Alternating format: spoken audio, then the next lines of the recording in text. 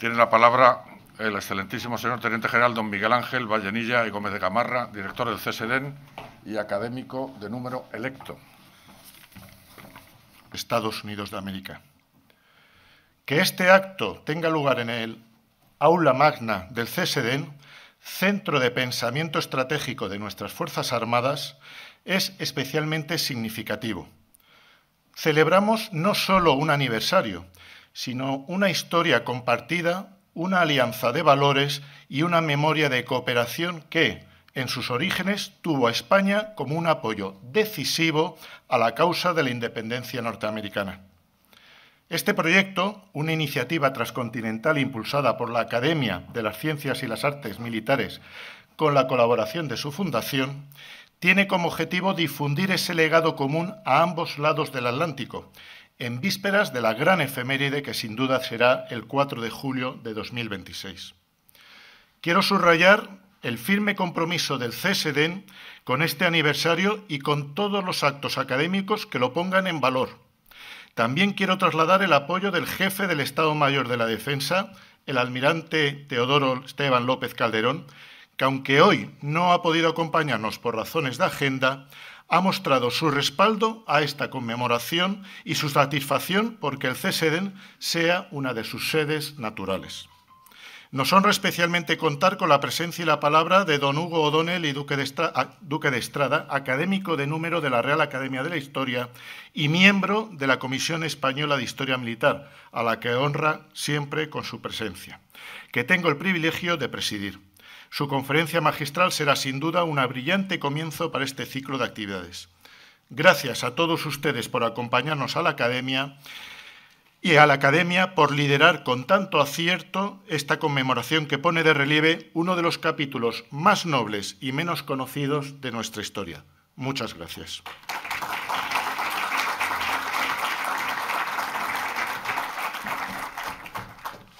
Tiene la palabra el excelentísimo señor general de Ejército, don Jaime Domínguez Buch, presidente de la Fundación y de la Academia de las Ciencias y las Artes Militares. Muchas gracias. Buenas tardes y muchas gracias por acompañarnos en este acto de presentación del ciclo de actividades que nosotros llamamos 250 años España y Estados Unidos. Un ciclo que inauguramos hoy en este magnífico marco del Centro Superior de Estudios de la Defensa Nacional y por el que tengo que darle las gracias a su director, el Teniente General Vallenilla, y a todo el personal a tus órdenes, porque tienes una gente que lo difícil lo hacen fácil. Muchas gracias. Permítanme que antes de que les expongan, yo no se lo voy a exponer, se lo van a exponer a continuación, el contenido de ese ciclo de actividades, les explique muy brevemente el cómo y el porqué de esta iniciativa. Como sin duda conocen, el 4 de julio del año que viene, 2026, se conmemorará el 250 aniversario de la independencia de los Estados Unidos, perdón, de la Declaración de Independencia de los Estados Unidos de América. La Junta Directiva de la Academia de las Ciencias y las Artes Militares, en la reunión que tuvo en febrero del año pasado, identificó que esta conmemoración podía ser una muy buena oportunidad para difundir la decisiva participación de España en la independencia de los Estados Unidos. Una participación que, desgraciadamente, es muy poco conocida tanto en España como en los Estados Unidos de América. Al analizar cómo enfocar las actividades, se concluyó que los dos aspectos más importantes sobre los que debíamos trabajar y resaltar era el decisivo apoyo directo que España le prestó a la Revolución Americana y la trascendencia de la participación de España en la guerra que Francia y España y Francia emprendieron contra Inglaterra entre 1779 y 1783, que impidió que Inglaterra volcara todo su esfuerzo militar contra las 13 colonias y de alguna forma propició que la guerra tuviera un final feliz para las 13 colonias. En cuanto empezamos a pensar cómo organizar y cómo llevar a cabo ese proyecto, lo primero que tuvimos claro es que dos cosas. La primera, teníamos que juntar a la Academia y a la Fundación porque ya verán que la tarea era importante. La segunda, que si además encontrábamos alguna otra institución con la que poder coordinar actividades mejor, porque de esa forma haríamos más actividades y además se extendería más que lo que queríamos y llegar a difundirlas, que es lo que queríamos hacer.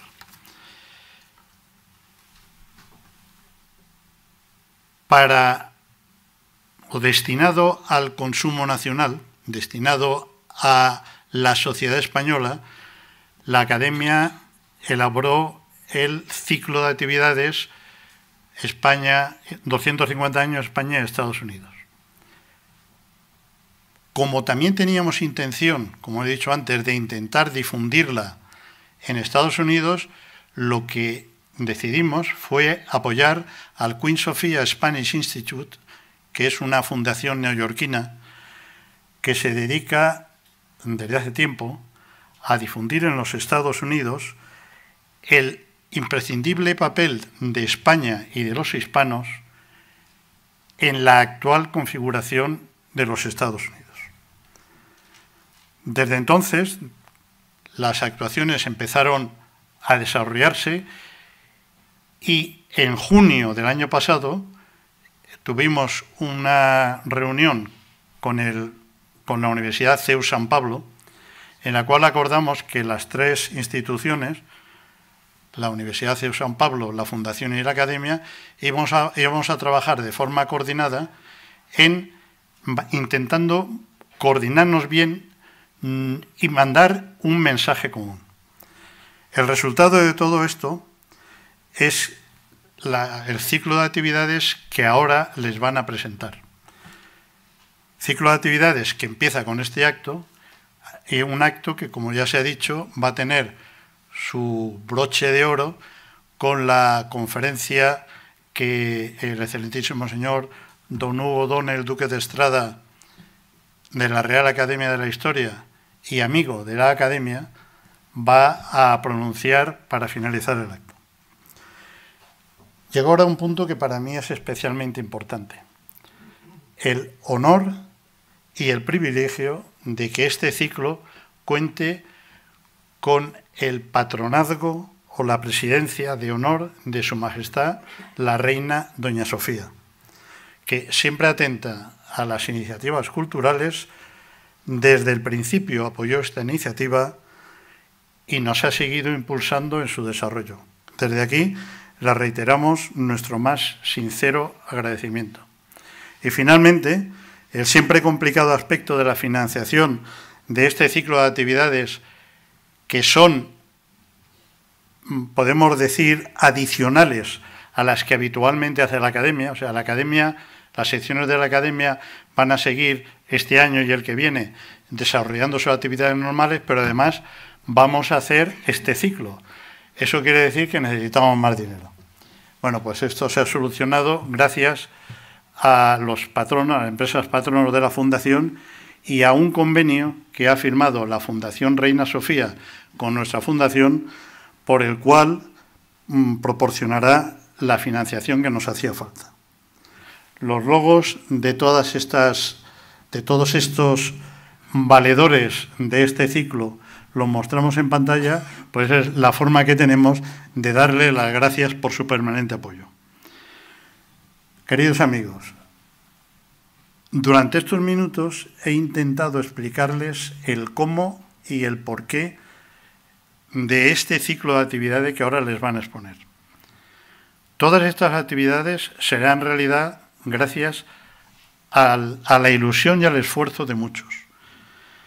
Pero para conseguir que este esfuerzo valga realmente la pena, necesitamos contar con la asistencia de todos ustedes a estas actividades. Y especialmente necesitamos que ustedes difundan lo que allí puedan escuchar, porque si no, el esfuerzo no habrá valido la pena, ya que la finalidad es que todos los españoles conozcan esta página tan importante y tan gloriosa de la historia de España. Por anticipado, gracias, muchas gracias.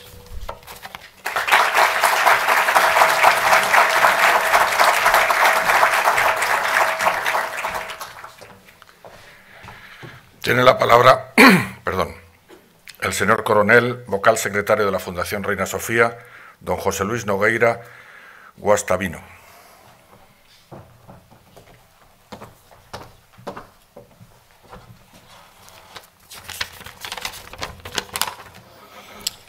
Excelentísimo señor general de Ejército, excelentísimo señor general director, mis generales, excelentísimas e ilustrísimas autoridades, señoras y señores.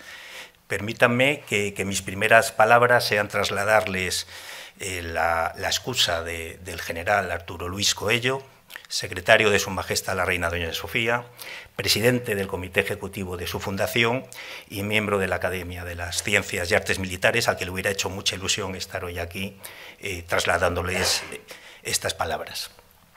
Él no puede acompañarnos por un ineludible compromiso junto a Su Majestad la Reina Doña Sofía, precisamente en estos momentos. Les voy a realizar una breve y rápida semblanza de lo que ha sido la fundación de Su Majestad. La Fundación Reina Sofía fue fundada por Su Majestad, aportando un pequeño capital propio, en mayo de 1977. En sus inicios, sus actuaciones eran modestas, se dedicaba a solventar situaciones difíciles, personales o familiares, que hacían llegar o los propios afectados o terceros en su nombre. Una segunda etapa se inició con la Ley de Fundaciones del año 1994, orientando la Fundación sus actividades ya a proyectos con destinatarios generales o proyectos de interés general. Toda la actuación de la Fundación desde sus inicios ha estado impulsada y presidida ejecutivamente por Su Majestad la Reina Doña Sofía, y todos nuestros proyectos responden a sus inquietudes. Una tercera etapa se abre con la actual Ley de Fundaciones, la del año 2002, que estaba acompañada de una ley de mecenazgo que ha permitido que proliferen mucho las fundaciones, puesto que abre posibilidades de financiación para las fundaciones y que tengan más facilidad de poder alcanzar sus objetivos.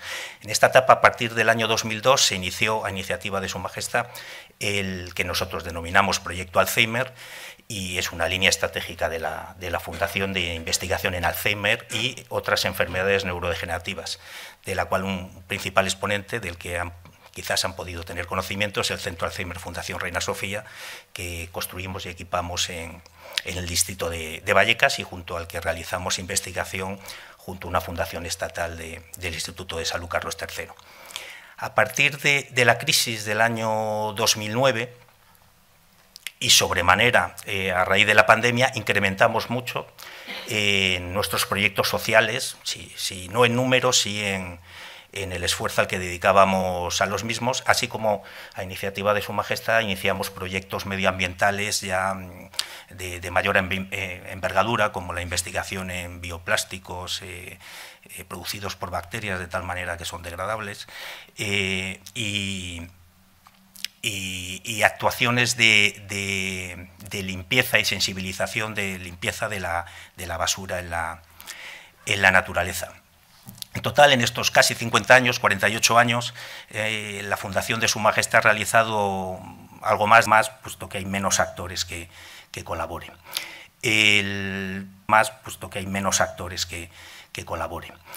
El 30%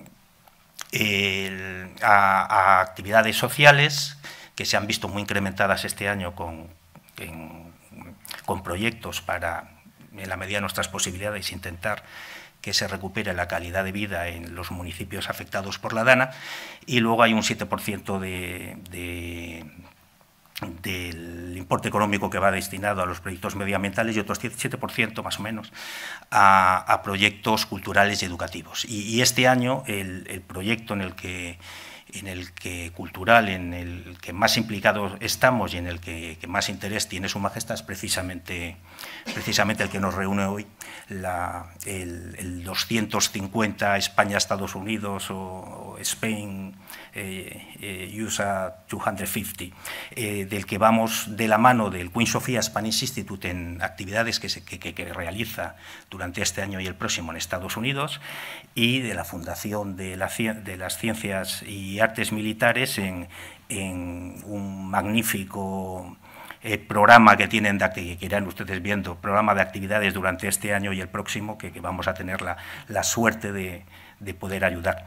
Y termino brevemente cumpliendo el encargo de Su Majestad la Reina Doña Sofía de trasladarles su afectuoso saludo. Muchas gracias.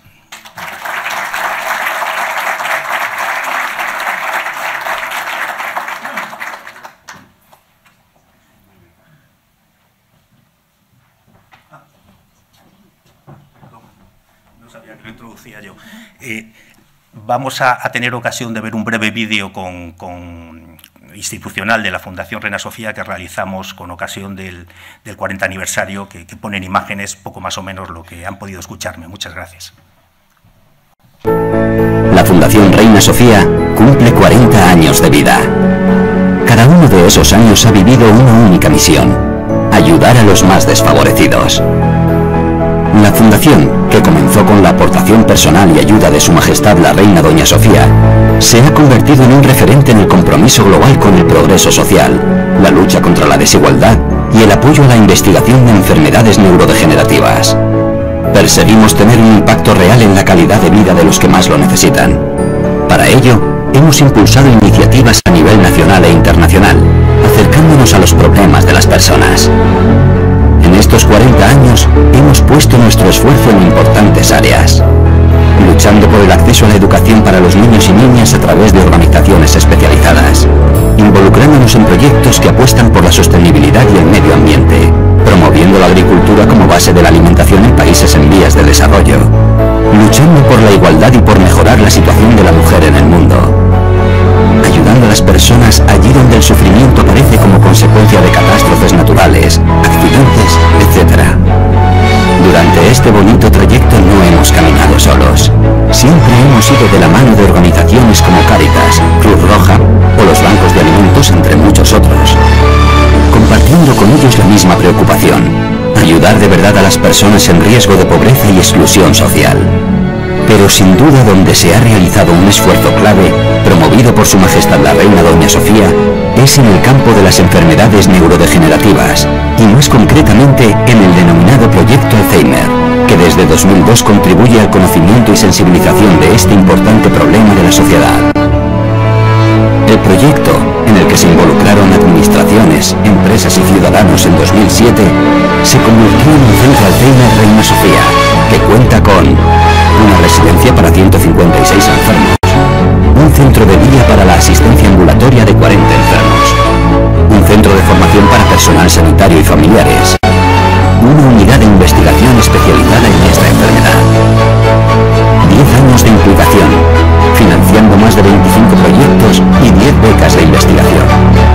Destaca entre ellos el proyecto Vallecas de diagnóstico precoz de la enfermedad de Alzheimer, con la participación de 1.200 voluntarios, apoyando la celebración de simposios y congresos internacionales sobre la investigación y asistencia sociosanitaria de las enfermedades neurodegenerativas. Cumplidos 40 años, la Fundación Reina Sofía quiere seguir reivindicando su compromiso actual con su misión principal: ayudar a los que más lo necesitan. Un ilusionante camino para seguir construyendo todos juntos. La Fundación Reina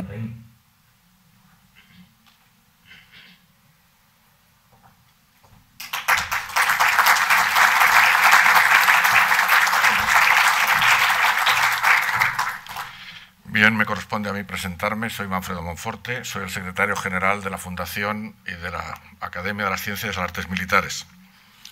Voy a presentar las actividades previstas por parte de la Academia y la Fundación, y antes voy a hacer un pequeño resumen histórico, muy breve. Como ya se ha dicho, en 2026 se cumplirán 250 años de la Declaración de Independencia de los Estados Unidos, un hecho cuya consecución contó con la decisiva participación de España. Desde el comienzo, la corona española proporcionó importantes sumas de dinero a los revolucionarios estadounidenses, especialmente a través de intermediarios como el comerciante y más tarde primer embajador español en los Estados Unidos, Diego de Gardoqui. Estos fondos ayudaron a financiar la compra de armas, municiones y suministros esenciales para el ejército de las 13 colonias. Se proporcionaron también suministros militares, incluyendo uniformes y otros pertrechos desde puertos españoles y colonias en el Caribe y América Central.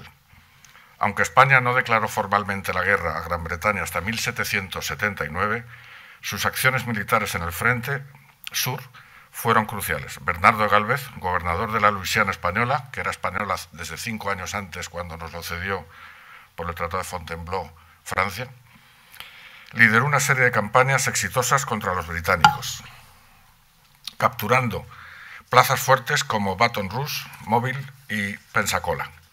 Estas victorias derivaron o desviaron la atención y los recursos británicos del frente principal en el norte, debilitando su capacidad para sofocar la rebelión. La Real Armada también jugó un papel importante, desafiando el control naval británico en el Canal de la Mancha, combinándose con las escuadras francesas en el Caribe y en el Golfo de México. Además, apresó el convoy inglés a la India, 52 velas cargadas de mercancías y caudales que supusieron un durísimo golpe para Inglaterra. En el teatro mediterráneo cooperó eficazmente a la toma de Menorca. La pólvora negra de Villafelice en Zaragoza, de Murcia y Granada, y las piedras de chispa de Loja, también en Granada, sirvieron a las armas sublevadas. El logo que presidirá los actos programados contiene 2 banderas, la que desde el 14 de junio de 1777 hasta el 1 de mayo del 95 representó inicialmente a las 13 colonias y posteriormente a los Estados Unidos, y la de la España antigua con la Cruz de Borgoña, una representación de la Cruz de San Andrés en la que los troncos que forman la cruz aparecen con sus nudos en los lugares donde se cortaron las ramas. Esa bandera acompañó a los tercios españoles en el camino español de Milán a Bruselas 2 siglos antes de los acontecimientos que vamos a rememorar. Este emblema ha estado presente en los escudos de armas y en las banderas de España, tanto de tierra como de mar, desde principios del siglo XVI hasta mediados del XIX. Aquella bandera sigue muy presente en la España actual. Ahí tenemos, por ejemplo, las de Fuenterrabía, Logroño o Tenerife, y ya en América la de Florida y Alabama, que son las 2 de abajo. La actual bandera de España, la rojigualda, nació bajo el reinado de Carlos III el 28 de mayo de 1785, aunque no fue impuesta como bandera nacional hasta 1843 durante el reinado de Isabel II. Los actos previstos para conmemorar el 250 aniversario de la independencia pretenden remarcar la importancia de la participación española en la alianza hispano-francesa durante toda la guerra contra Inglaterra entre 1779 y 1783, la ayuda directa prestada por España, así como la presencia cultural y patrimonial de España en Norteamérica, para difundir en la sociedad española nuestro papel en la guerra de independencia y apoyar el Queen Sofia Spanish Institute en sus esfuerzos por hacer lo mismo en los Estados Unidos, especialmente entre la comunidad educativa. La Fundación de las Ciencias y las Artes Militares han elaborado un completo programa de actividades, de las que las más importantes voy a señalarlas como las siguientes. Ciclo de conferencias y mesas redondas en la sede de nuestra academia a lo largo de 2025 y primer semestre de 2026. La diplomacia y la guerra de revancha, por el académico de números señor Martínez Ruiz. Campañas navales conjuntas y combinadas durante la guerra de independencia de los Estados Unidos, por el académico de números señor Blanco Núñez. La batalla de Pensacola, Gálvez y el apoyo naval, por el académico correspondiente señor Tapias Herrero. Y semblanza histórica de Bernardo de Gálvez, por el académico correspondiente señor Calleja Leal. Segundo, ciclo de conferencias fuera de la academia. En la Real Academia Hispanoamericana de Ciencias, Artes y Letras de Cádiz, en la Asociación Bernardo de Gálvez en Málaga, la Asociación Valenciana de Historia Militar y la Asociación Conde de Gazola, que todavía nos tiene que decir dónde la vamos a celebrar. Si en Madrid, Segovia, ya veremos. Se espera también iniciar un ciclo en el Ferrol, en La Coruña. Tercero, instalación de una escultura de Bernardo de Gálvez en Madrid. Esperamos llegar a tiempo, porque los trámites administrativos con el ayuntamiento y la provisión de fondos, etcétera, etcétera, pues lleva su trabajo y esperamos llegar a tiempo para que el 4 de julio, Día de la Independencia Americana, pueda ser instalado en algún lugar de Madrid por determinar. Un programa de televisión a nivel nacional con el grupo Cadena Media, una serie de Minervas. Las Minervas son unas pequeñas píldoras que publicamos en redes sociales de minuto y medio contando una anécdota que sea atractiva para el público general. Una sección específica en la web de nuestra academia y la fundación y la confección de roll-ups específicos, algunos estaban en la entrada, para su despliegue en todos los actos programados. Se llevará a cabo en Madrid la exposición de un diorama diseñado por AESCLIC, una asociación en el que se recrea la toma de la ciudad de Pensacola por Bernardo de Gálvez. La verdad es que el barco es precioso, Difusión en el seno de la sociedad estadounidense, pues colaboraremos con la Fundación Queen Sofía Spanish Institute y estamos programando, a ver si podemos, unas posibles actividades propias, conferencias en algunas universidades o centros de los Estados Unidos. Bien, yo hasta aquí he leído lo que vamos a hacer nosotros, pero uno de los patrocinadores de esta iniciativa es el CEU, la Universidad CEU San Pablo. Pues tengo el honor de presentar a doña Cristina Barreiro Gordillo, de la Universidad San Pablo CEU. Todo tuyo.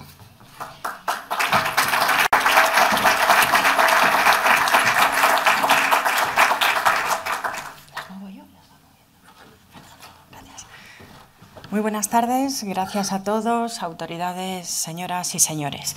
Tengo el honor de representar en nombre de la Universidad CEU San Pablo y en concreto del Instituto CEU de Estudios Históricos, que es el instituto que dentro de nuestra universidad se encarga de la investigación, pero fundamentalmente de la divulgación histórica, de dar a conocer las actividades que desde el mundo académico se realizan, pero que esto tenga una transferencia hacia la sociedad. En este sentido, hemos organizado una serie de actividades que paso a continuación a comentarles. Mi agradecimiento a la ACAMI por contar con nosotros desde que mantuvimos ya hace más de un año esa primera reunión y a todas las organizaciones y patrocinios que van a estar en estos actos en los que conmemoraremos esos 250 años de la ayuda de la participación española en la independencia de los Estados Unidos. Empezaremos con la publicación de 12 artículos de divulgación, son artículos breves que se publicarán en el periódico El Debate. El Debate es un diario digital que se relanzó en el año 2021, pero que tiene su origen mucho más allá, como diario católico fundado por Ángel Herrera Oria, fundador primer presidente de la Asociación Católica Nacional de Propagandistas, con la que tan vinculada está nuestra universidad.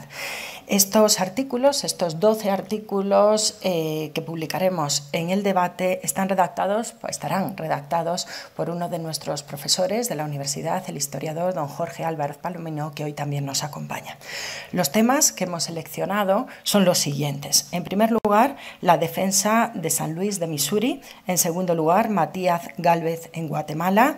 El asalto a las Bahamas, espías y contrabandistas españoles en apoyo a Estados Unidos, la reconquista de Menorca, el ejército de Bernardo de Gálvez, ¿por qué ayudó España a Estados Unidos?, el supuesto memorial del conde de Aranda, el gran asedio de Gibraltar, las negociaciones para la paz y 2 artículos también que contarán con la colaboración y con la autoría de historiadores de la ACAMI. Ellos son Teniente General don José Solano y Boté, el apoyo de Bernardo de Gálvez, voluntario, y Luis de Córdoba, Capitán General de la Real Armada. En segundo lugar, nuestra segunda línea de actuación para divulgar todas estas actividades será la realización de una serie de podcasts sobre temas tratados en los artículos. Estos podcasts también estarán a cargo del historiador y profesor del CEU, Jorge Álvarez Palomino, en colaboración con la profesora y vicedecana de nuestra Facultad de Humanidades, María Sánchez Martínez. Se van a publicar en la sección de Historia del Debate, comenzando todo ello en enero del año 2026, el año fuerte de la conmemoración, y manteniéndolos hasta finales del año, hasta diciembre del año 2026. Entre los temas muy relacionados con los artículos que acabo de mencionar estarán el contexto de la guerra, la organización del Ejército Español y de la Armada en 1776, el apoyo logístico a Estados Unidos, Pensacola, el gran asedio de Gibraltar, Matías Gálvez y la defensa de Guatemala, la defensa de San Luis de Missouri, el almirante Luis de Córdoba, la reconquista de Menorca y las negociaciones de la paz de París. En tercer lugar, el Instituto CEU de Estudios Históricos, en su apuesta por la divulgación, está ya realizando el guión para lo que será uno de nuestros documentales, quizás el documental en el que este curso estamos poniendo mayor empeño y mayor esfuerzo.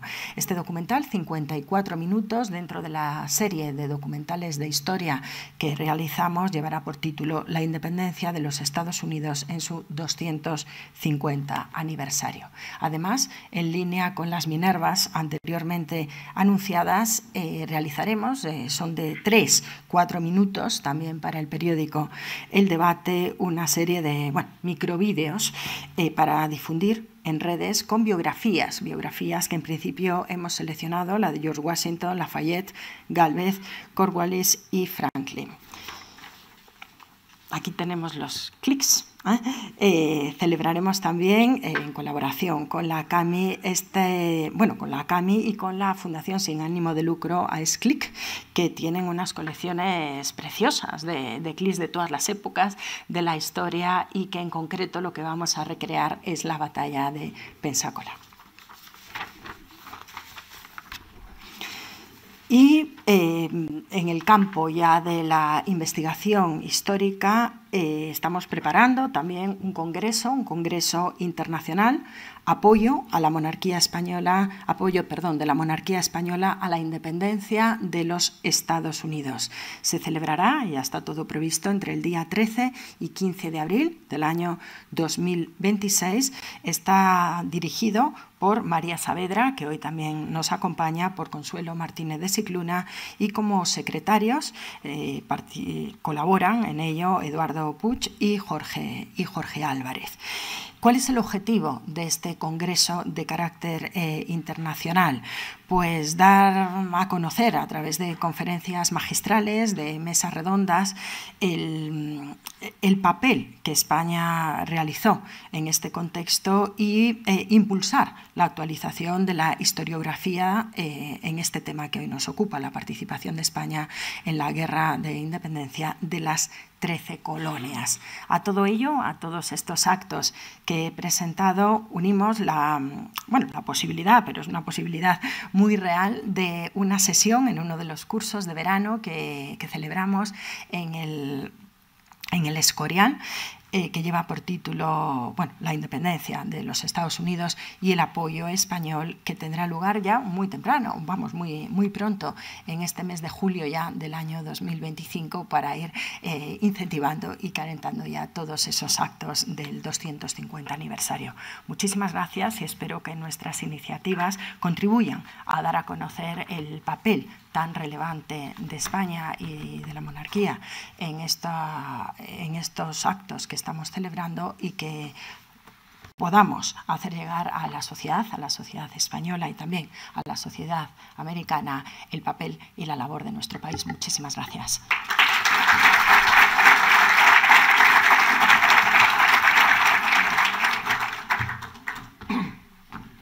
Muchas gracias, Cristina. Habrán visto, por lo que ha presentado ella y he podido presentar yo, la cantidad de trabajo que lleva esto detrás de los telones.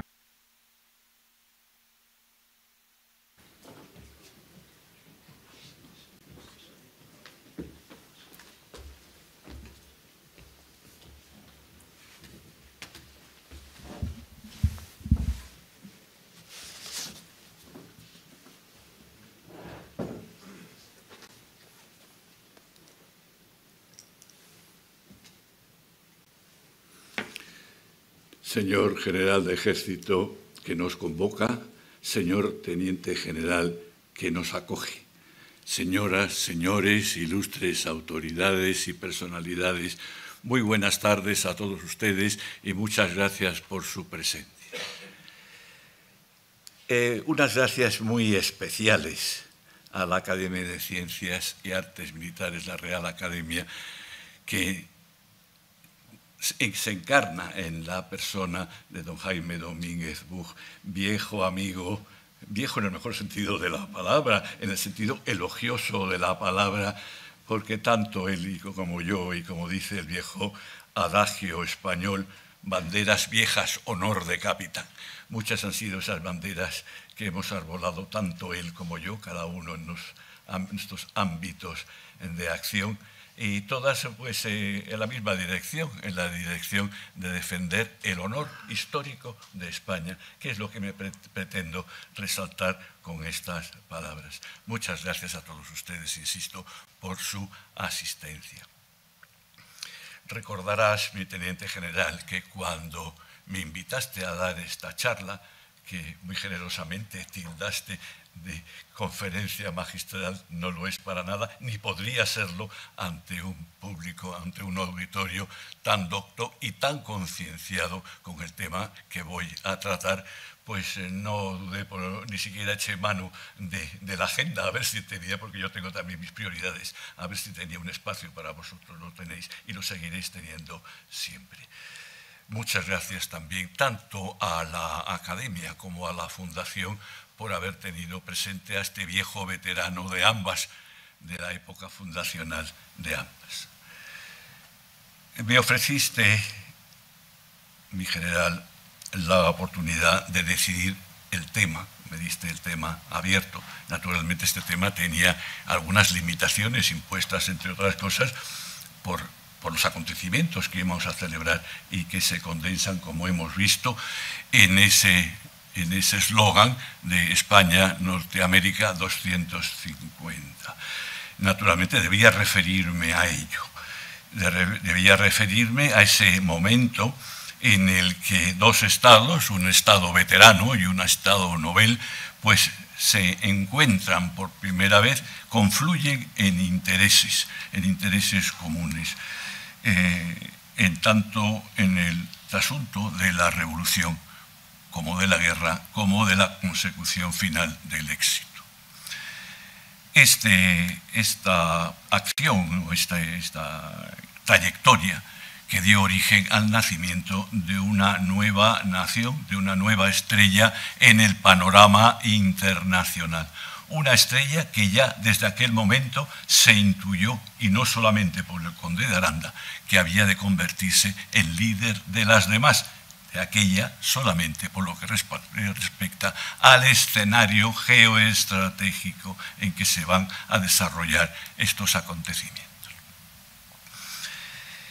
A la hora de pensar de qué podía hablar, se me ocurrió también que tendría que ser inevitablemente una conferencia pues zaguán, una conferencia vestíbulo que pudiera acoger pues todas aquellas que, como hemos visto en el programa, pues iban a suceder a lo largo del año a cargo de muy ilustres investigadores que podrían aportar como verdaderos especialistas los aspectos más concretos del tema.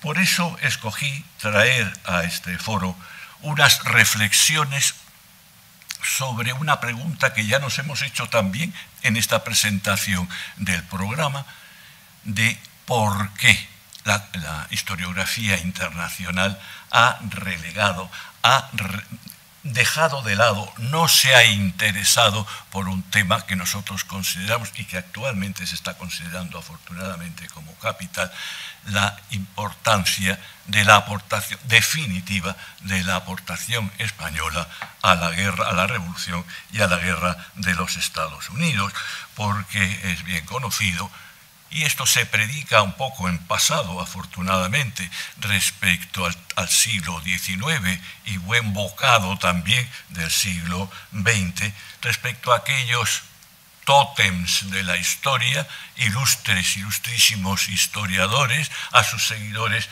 en la divulgación e incluso también a los que practican el mero relato. Voy a hablar, como digo, en pasado de esa historiografía, marcando momentos significativos del tratamiento por parte de aquellas naciones de nuestro ámbito cultural, de nuestro propio ámbito cultural, como son la historiografía francesa, la historiografía británica y la historiografía inglesa.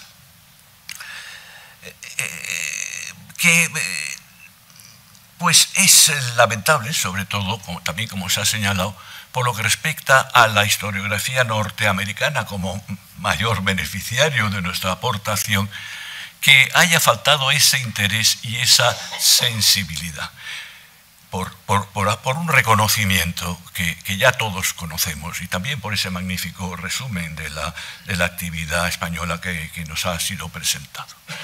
De manera que es necesario pues dar unos botones de muestra, porque estas personalidades, estos historiadores que han tratado estos temas han sido pues orientadores de todos los temas. Soy de la opinión que, pese a lo que se sigue diciendo, gracias al esfuerzo de muchas instituciones cuyos representantes veo también aquí, se ha ido rellenando esa laguna de obligatoriedad histórica.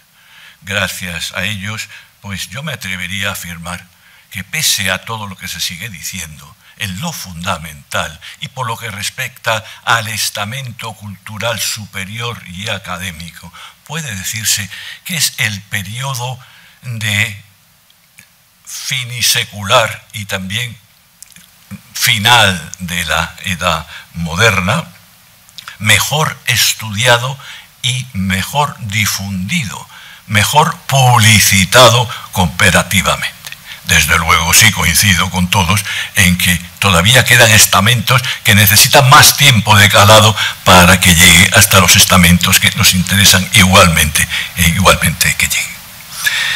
Empezando por la historiografía francesa, debo señalar que, y un poco también con tonos de disculpa respecto a ellos y de comprensión hacia ellos, que la no menos importante aportación francesa, hoy en día podemos decir con la boca grande que la aportación española es muy equilibrada, muy pareja a la francesa. Ellos han sabido publicitarlo mejor y, como veremos, han tenido mejor acogida para ese conocimiento que pretendemos general y universal.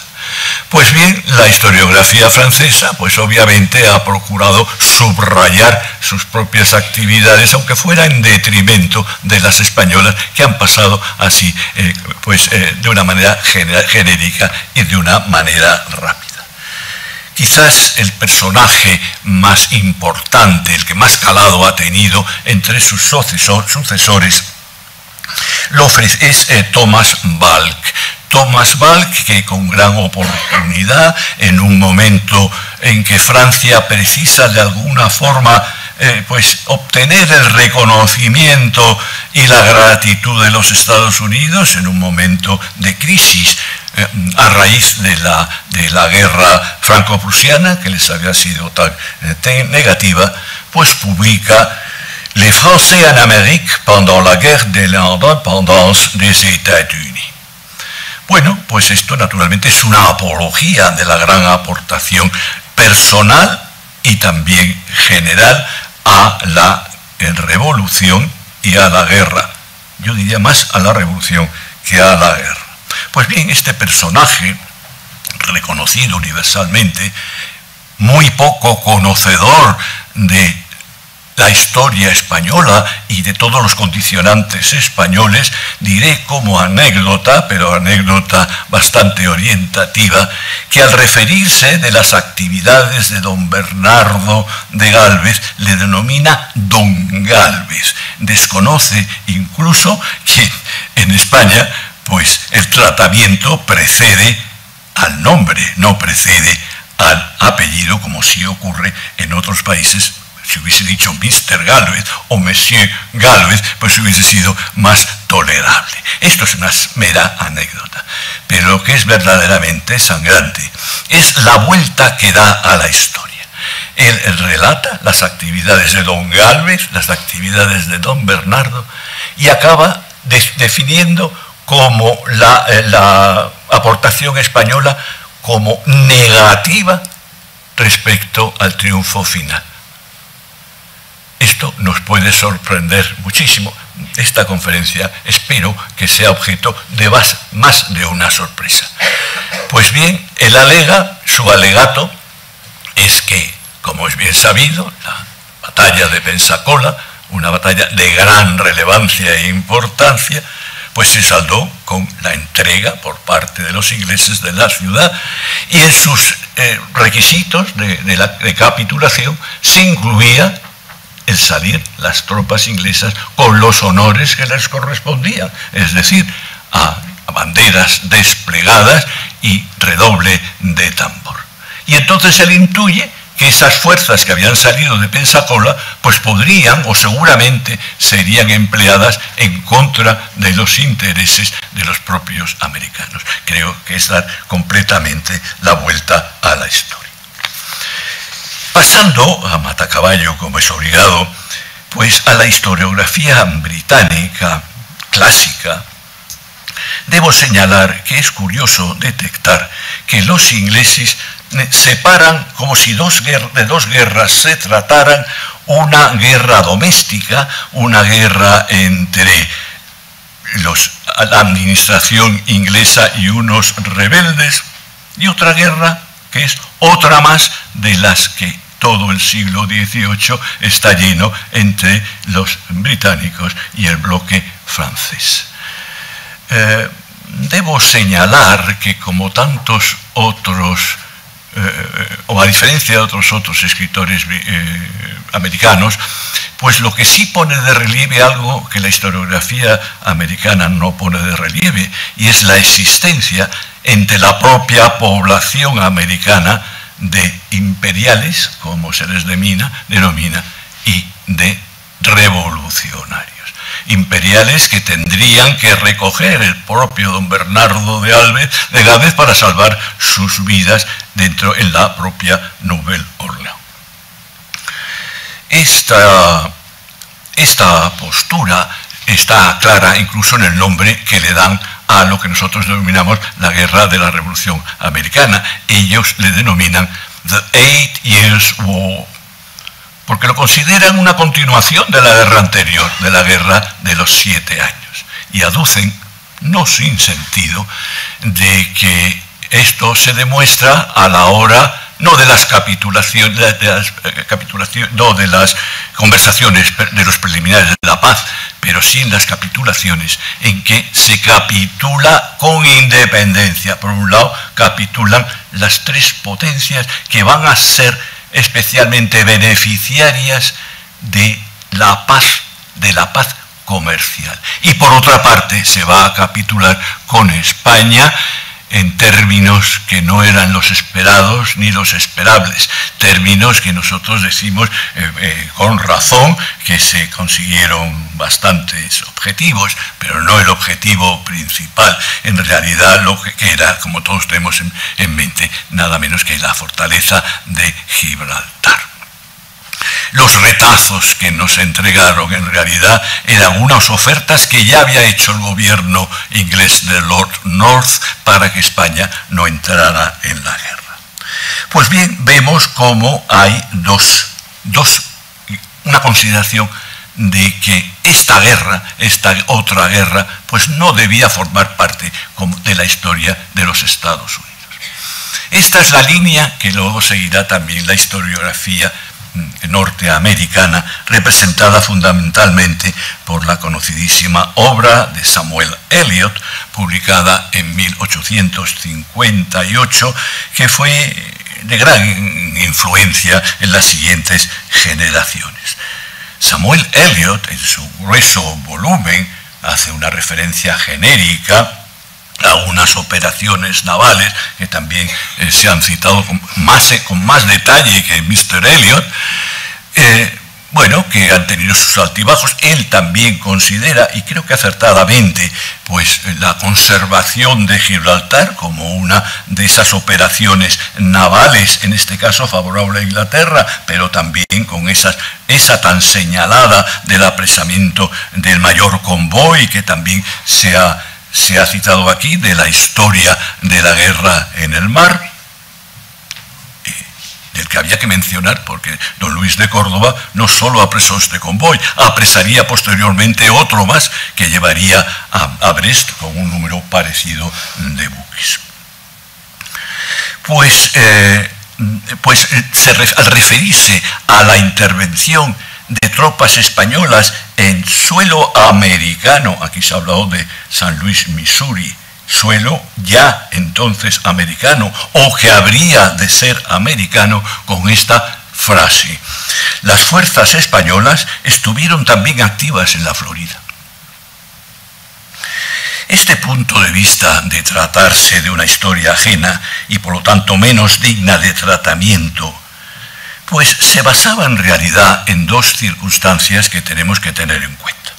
Otros dos factores muy importantes entre dos naciones que van a ser vecinos, serían vecinos durante mucho tiempo, unas relaciones de vecindad basadas en dos circunstancias, como digo, en unos intereses divergentes y también en una concepción de la política absolutamente antagónica. El choque de intereses al que me estoy refiriendo se observa desde el principio de la relación o el principio en que efectivamente vamos a estar en contacto con esos ingleses todavía.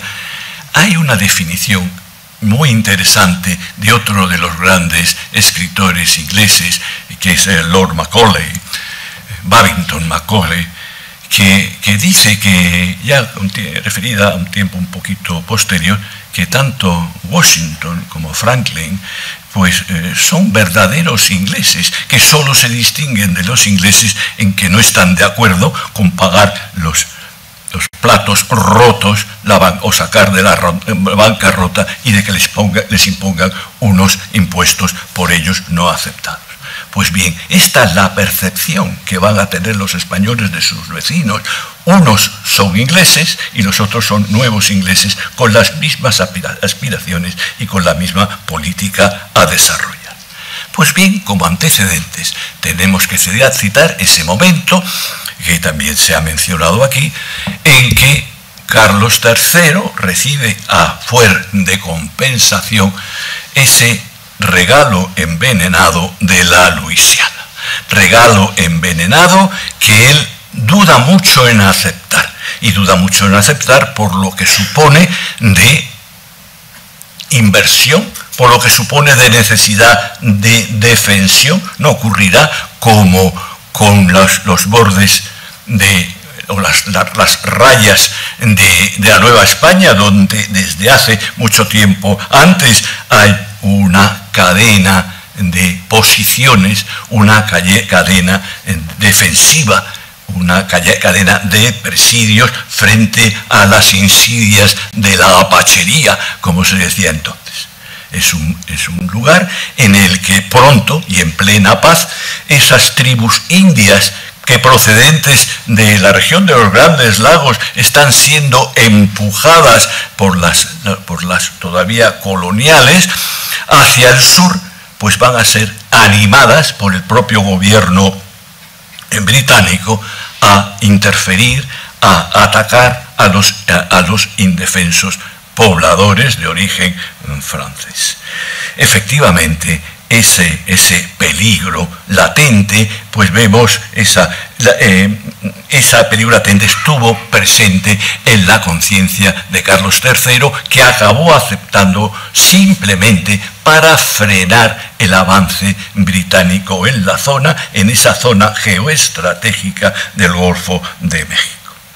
en un interesante documento escrito por Ricardo Wall, que fue el premier, como dicen los británicos, español, es decir, el primer secretario del Despacho Universal de Estado, al que había de ser su sucesor, Grimaldi, lo siguiente: más teme su majestad que la Luisiana quede en poder de estos, refiriéndose a los ingleses, que de perder la Florida. El hecho de perder la Florida, que como sabemos se perdió en esta primera guerra de los 7 años, pues le importaba menos al rey que los ingleses ocuparan la Luisiana. Razón, insisto, por la cual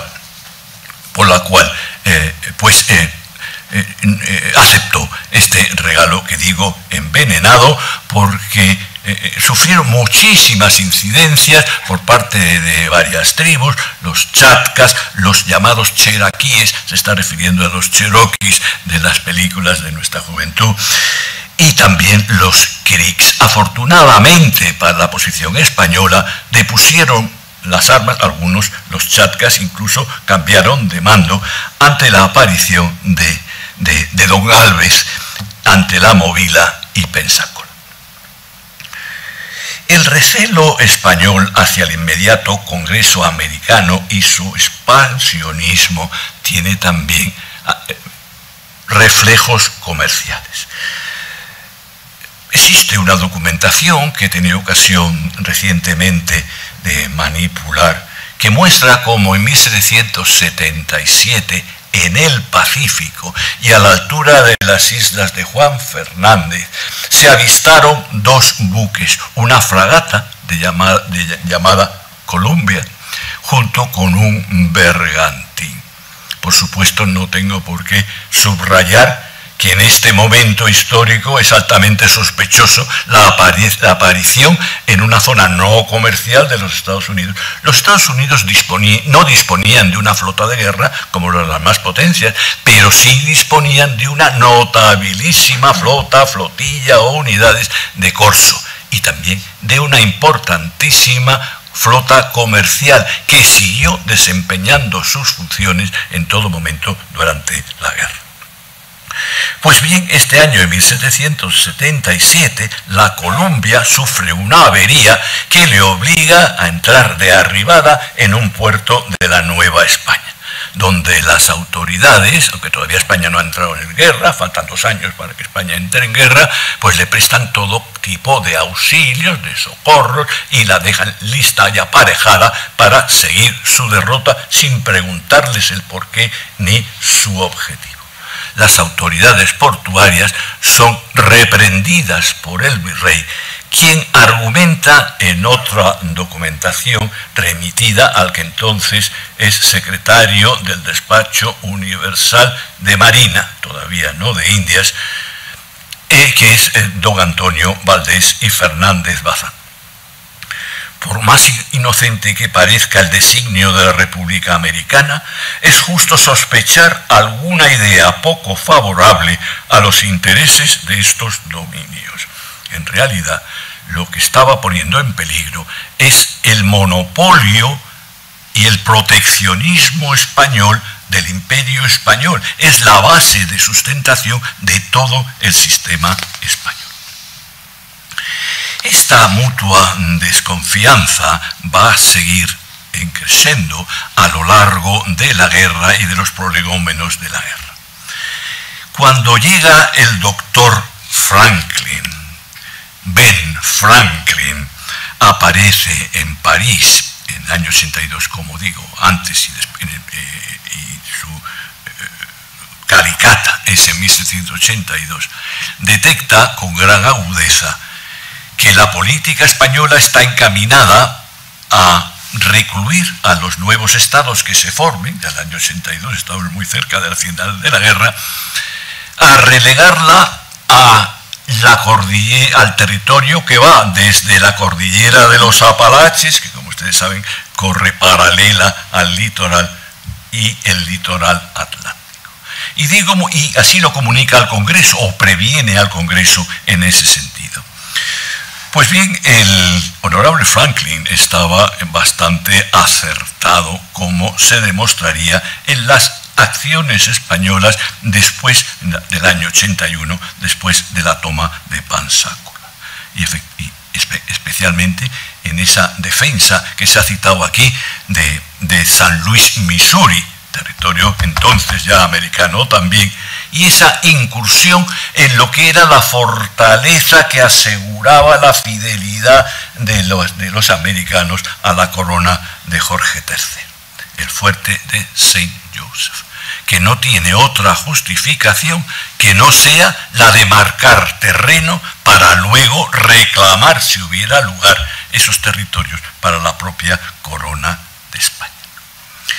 Y en ese mismo contexto, un poco después, en la primavera y verano de 1782, el conde de Aranda, embajador de España en Francia, pues es encargado de entrar en relación con esos emisarios que, además de Franklin, pues han ido intentando llegar a España sin éxito, como es el caso de Lee, que llega a España, pero que por las razones que veremos, si tiempo nos da, pues no quiere ser recibido oficialmente por el rey, ni ninguno de los ministros ejercientes de la corona, sino solo lo hace Grimaldi, un Grimaldi ya desposeído de su secretaría y que pone amablemente a Mr. Lee al otro lado de la frontera, indicándole que de aquí en adelante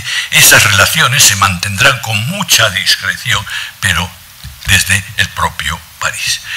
Pues bien, en esa primavera-verano del 82, el conde de Aranda se pone en contacto con Mr. John Jay. Mr. John Jay, que es el delegado de Benjamin Franklin para los asuntos de España. Ambos se dan cuenta de que la guerra está ya llegando a su fin y que es hora de empezar a plantear cuáles van a ser las relaciones entre los dos nuevos estados. Van a tratar tres temas. Por supuesto, los límites, absolutamente fundamental. Van a tratar también cuál va a ser la posición o cuáles son las pretensiones del comercio americano, del cual habían enseñado un poco la oreja previamente en el año 77. Y por último, la más desconocida de las misiones de Aranda, que era tantear si iban a defender, iban a apoyar internacionalmente el statu quo político de las regiones, de los reinos de Indias. De manera que lo primero que hablan es de los límites. El conde de Aranda se lleva debajo del brazo unos planos franceses, obviamente tendrían que ser franceses, puesto que prácticamente toda esa cartografía corresponde a la región de la Luisiana, que no solamente, como ustedes saben, se refiere a la parte que estamos tratando ahora del sur, sino que incluye hasta el Canadá actual, para trabajar sobre ella. Y la respuesta de Mr. Jay dice, no, vamos a trabajar sobre planos ingleses. No se niega al conde de Aranda, aunque ya es otra sorpresa que se dan los españoles, presenta un plano inglés y a la hora de exponer sobre la mesa de las conversaciones marca con el índice los territorios a los que el Congreso aspira. Desde el nacimiento no ya del Missouri, sino del Mississippi, recorre su dedo los 6.000 kilómetros de cauce hasta plantarlo, corriéndose un poco incluso hasta Nueva Orleans. Cuando el conde de Aranda le dice, pero ¿qué me está usted diciendo? De manera que ustedes pretenden también quedarse con los territorios que hemos heredado de Francia y aquellos otros que acabamos de conquistar por derecho de guerra. Y la respuesta que da Mr. Jay es muy esclarecedora. Como las colonias se subrogaban en los derechos de la Inglaterra y ésta tenía aquellos límites reconocidos, no se le podían negar los mismos.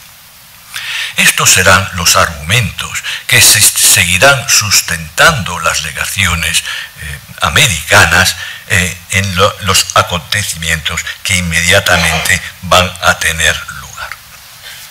Un tercer momento y último es el de el esfuerzo ímprobo por los nuevos Estados Unidos, como se denomina entonces, los 13 nuevos Estados Unidos, es el término que se emplea en la correspondencia, que intentan de todas formas, que la Florida no se devuelta, como las dos Floridas, como ustedes saben, fueron devueltas, no fueran devueltas alegando estos mismos argumentos.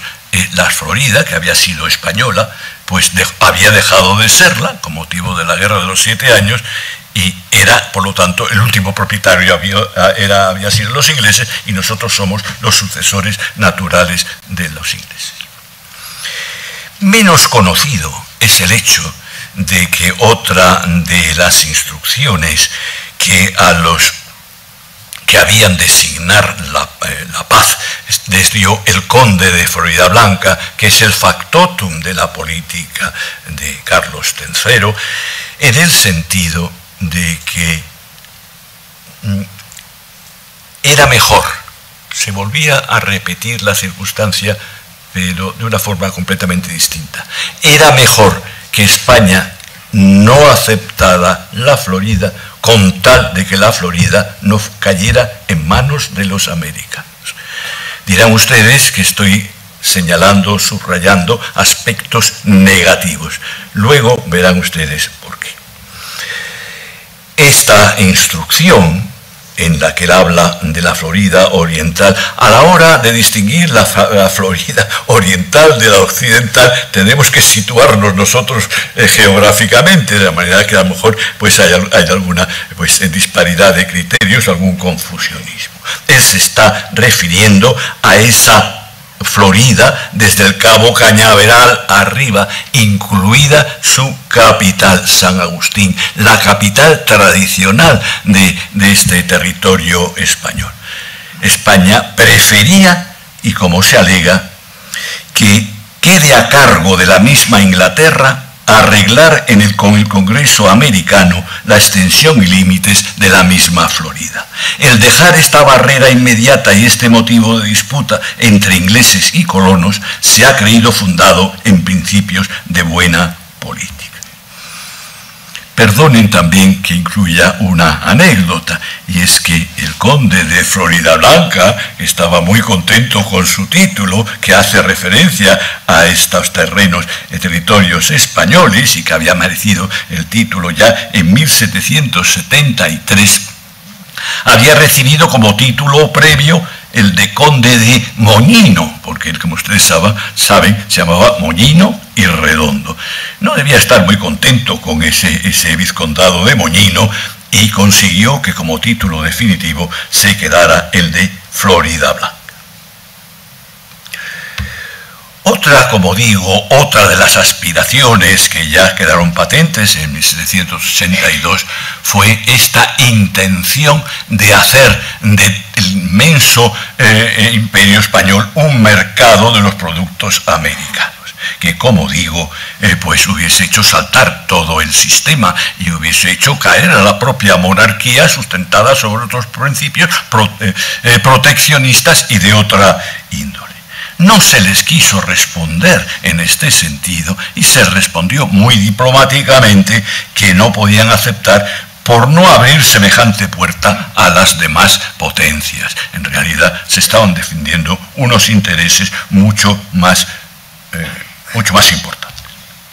Como ustedes saben, España obtendría en 1783 ambas Floridas, pero a partir de entonces la joven república continuaría en su ideario colectivo por recuperarlas y llevarían a cabo muchísimos incidentes hasta que en 1795 se llega a un acuerdo que abriría completamente la puerta a lo que luego sucedería en tiempos de Fernando VII, esa supuesta venta, una venta visible a los Estados Unidos porque ya se habían aceptado que aparecieran comunidades americanas que no aceptaban las leyes españolas. Si se admitió se hizo esta enorme concesión, es porque en 1795 ya se está fraguando una nueva alianza con los herederos de la Revolución Francesa, y era mucho más peligroso que todo el bloque anglosajón pues se pusiera en contra. Este sería el inicio de una larga política que finalizaría, de conflictos de intereses, que finalizaría con esa doctrina Monroe que todos tenemos presente de finales del siglo XIX. En realidad, junto con esta disparidad de intereses, había una confrontación de unas políticas absolutamente opuestas, antagónicas.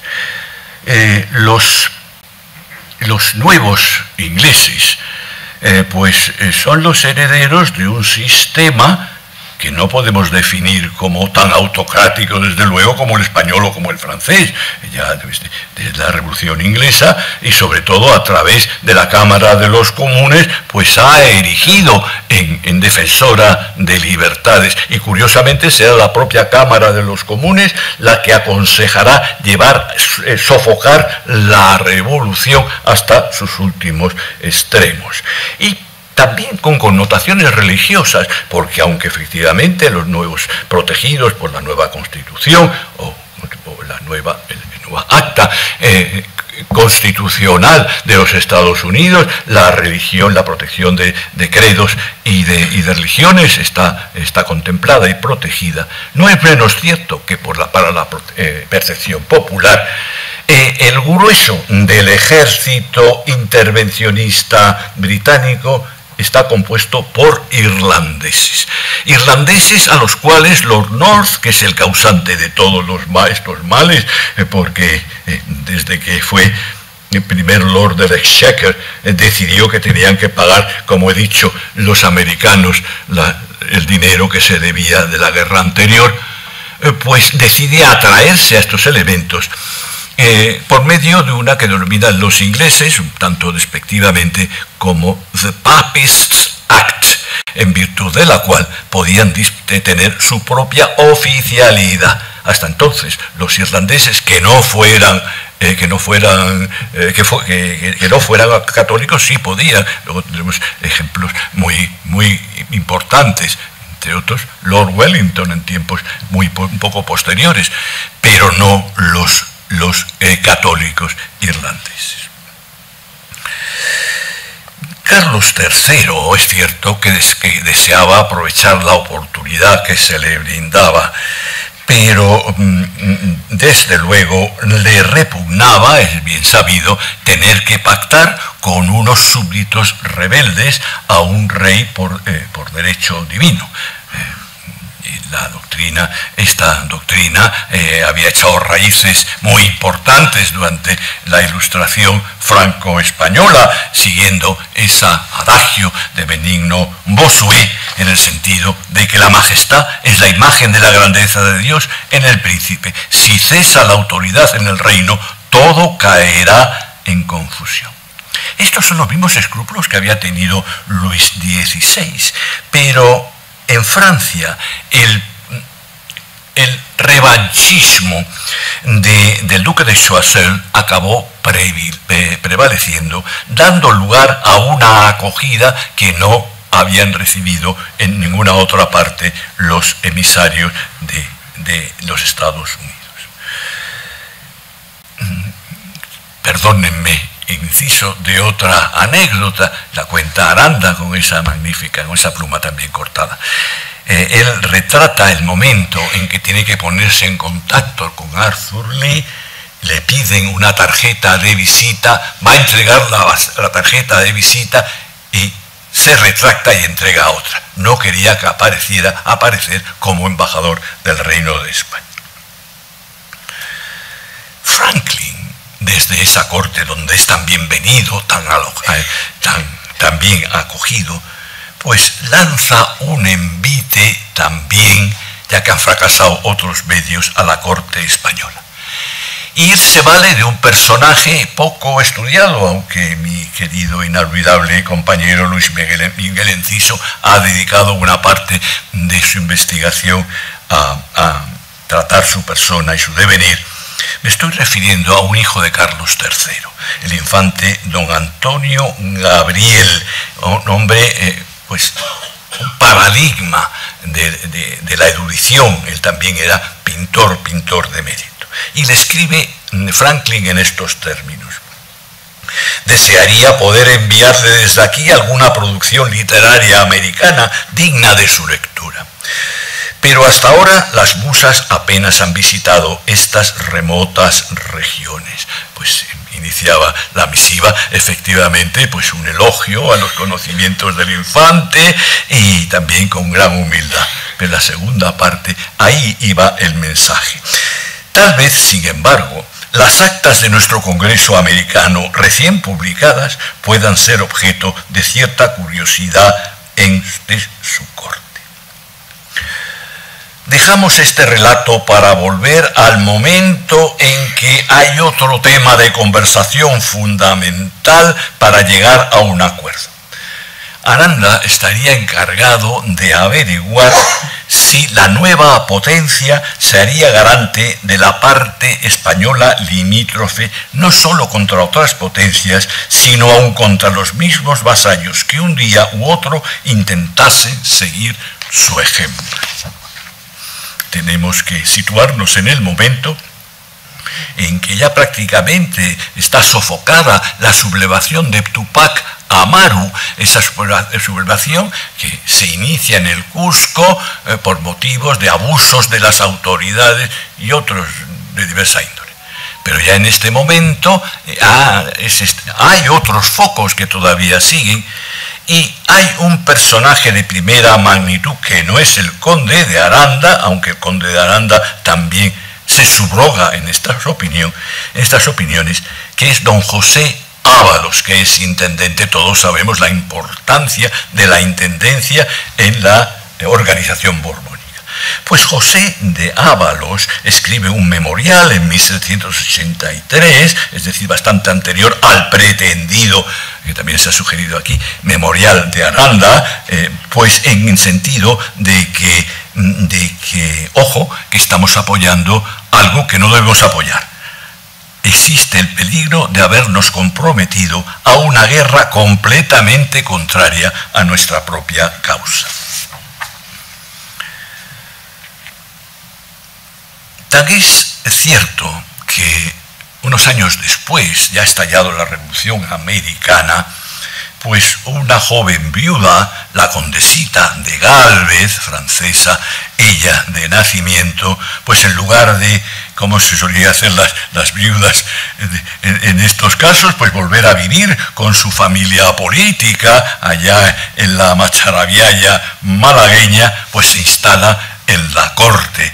Se instala en la corte y abre sus salones. Y estos salones se convierten en un nido de conspiración en la opinión del mayor de los defensores de la posición real, que no es otro que el duque de Alcudia, el príncipe de la paz, Manuel Godoy.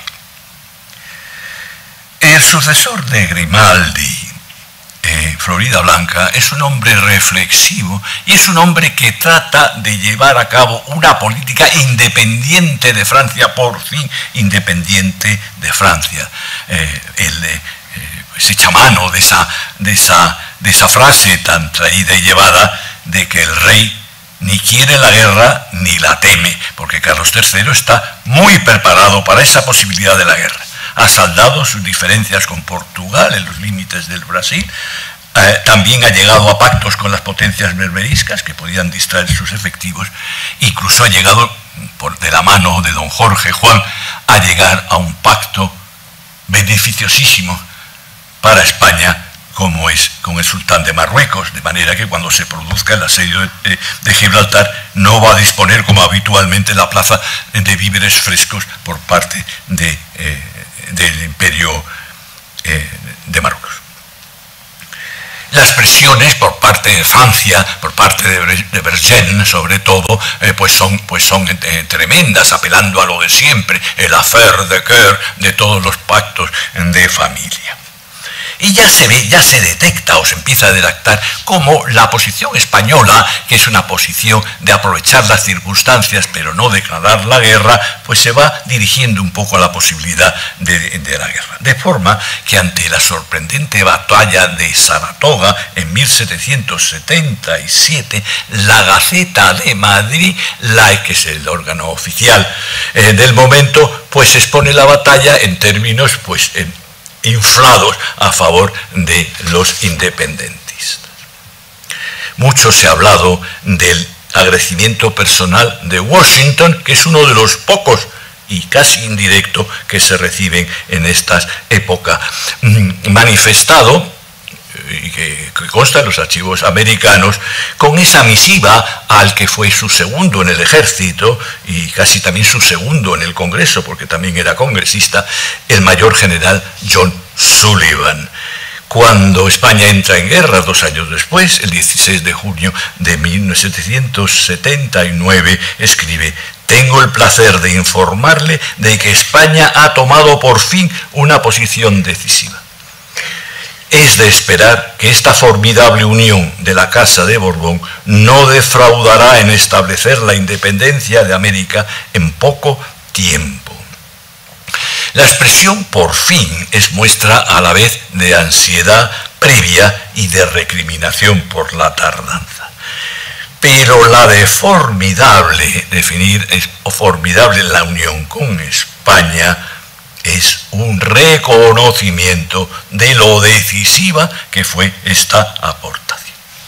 Sin embargo, toda la referencia escrita a estos acontecimientos, no solo histórica, sino también meramente literaria americana, manifiesta una expresa o tácita predilección por Francia.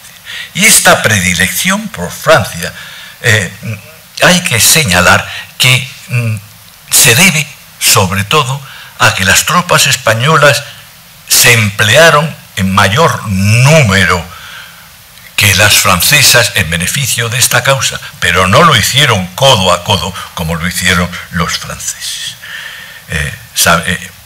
Tan solo sus 2 generales pues más característicos fueron generales seleccionados por su amor a esta causa independentista. Por supuesto, el veinteañero Lafayette, a quien la inconsciente María Antonieta había denominado Le Roi de deux mondes, la inconsciente corte francesa, cuya actuación determinaría pues la caída de un reino milenario y de una institución milenaria.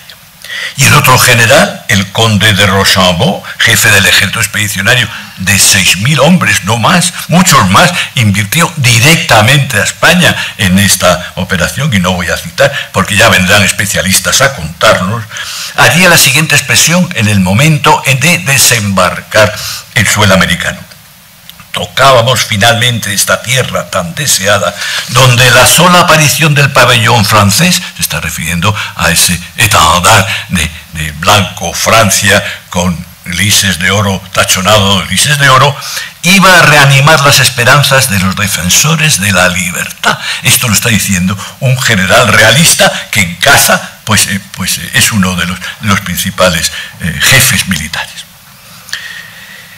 La cita recogida de Thomas Balk, otra vez Thomas Balk, habla de la rendición de Cornwallis a Washington en Yorktown y de esa frase tan conocida del "It's all over" de Lord North, y refiere con muchos pormenores el momento de reembarque de las flotas francesas, en que las tropas americanas pues les rinden honores, forman por el camino de gloria que recorren las tropas francesas, en los que ellos denominan touching tribute of gratitude, y se permite afirmar que todo lo había hecho Francia, hasta les había entregado estaban vestidos y armados gracias a sus subsidios. Es cierto que hubo una compenetración por esta divergencia política y de todo tipo entre una actitud que iban a tener los franceses inmediatamente, de amantes de la libertad y que ellos iban a cultivar. Todos tenemos en mente, naturalmente, ese supermonumento de la Estatua de la libertad iluminando al mundo, que es como lo dominan los americanos, Liberty Enlightening the World, y Orient, porque la aspiración es universal, no solo, igual que la Revolución Francesa, no es solamente para su territorio, es una imagen, es un modelo, y por eso la estatua está orientada hacia la vieja Europa. Pues esa sensación de una falta de reconocimiento la detecta, y ya estoy abusando de su paciencia, la detecta el propio conde de Aranda. Cuando escribe a Floridablanca, le recuerda a Floridablanca las inmensas dádivas.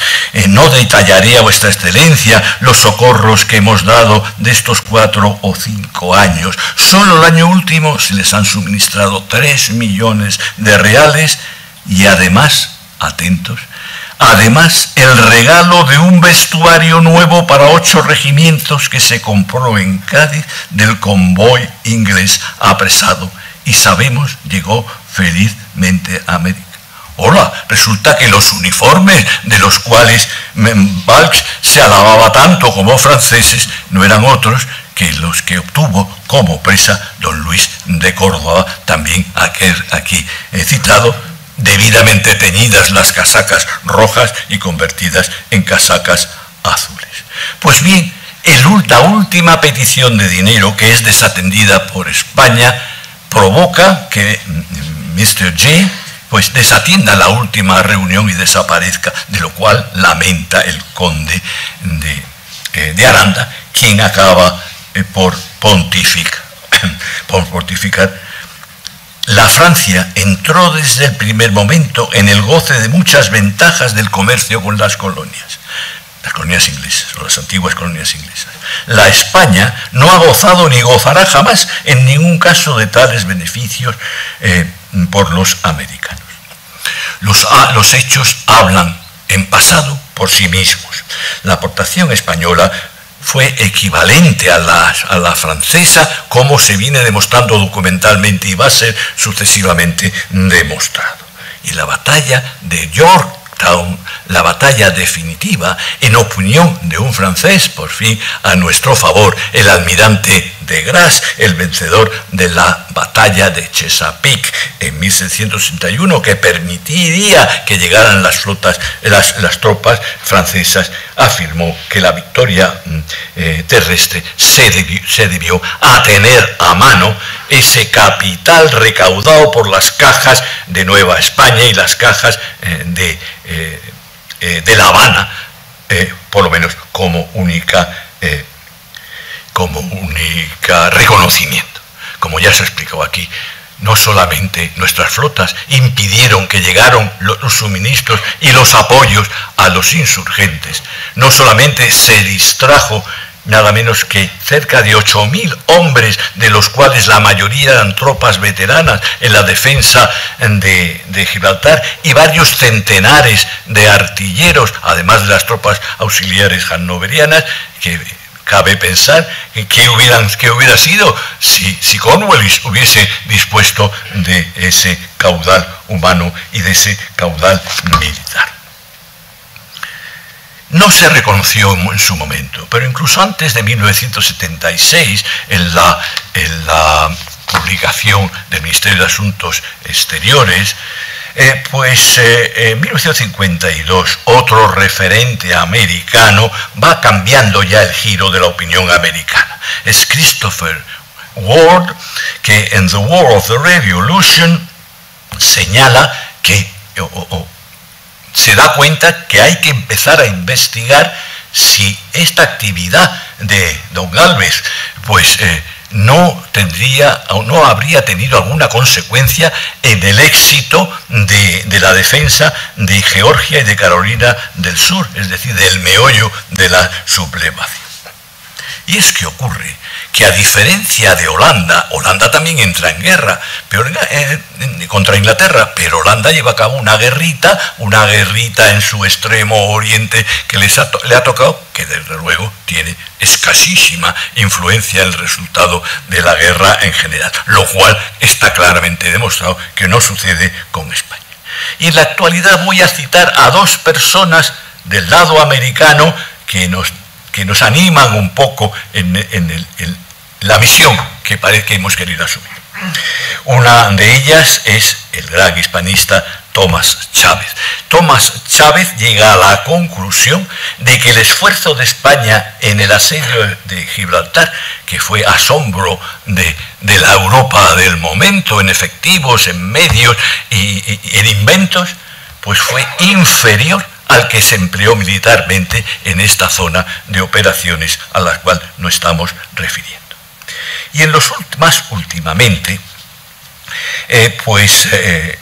otra persona, el profesor Larry Ferreiro, ha llevado a cabo una publicación necesaria, paralela a la que hiciera Balck en su momento, sobre todos los personajes españoles, comerciantes, soldados, marinos, que habían facilitado la consecución de la independencia.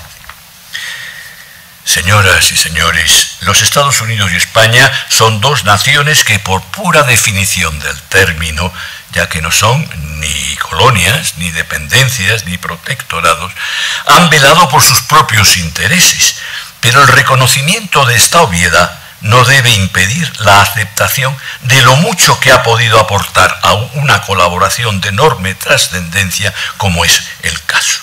La aceptación de los hechos históricos sin restricciones refuerzan unos lazos forjados desde la objetividad que deseamos también para los años futuros. Señoras, señores, muchas gracias por su gran paciencia.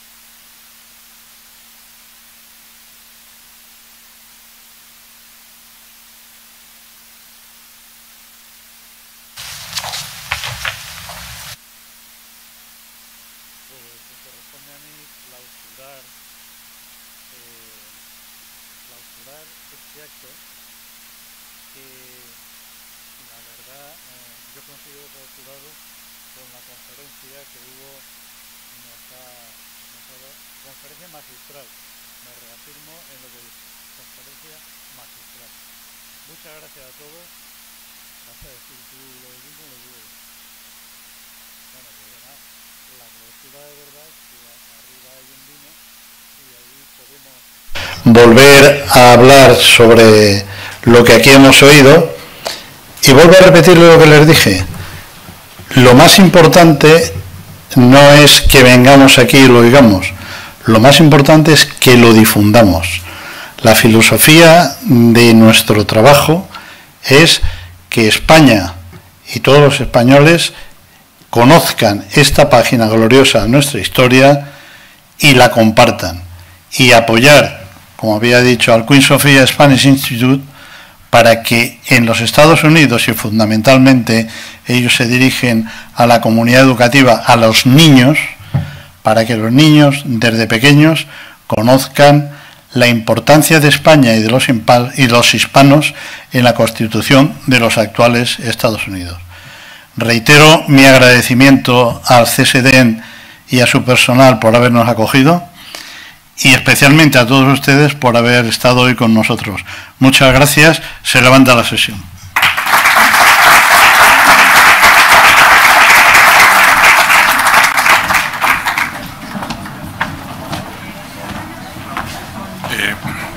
Perdón, se va a hacer una foto ahora con las autoridades presentes. ¿Ya la habéis hecho? Se iba a hacer.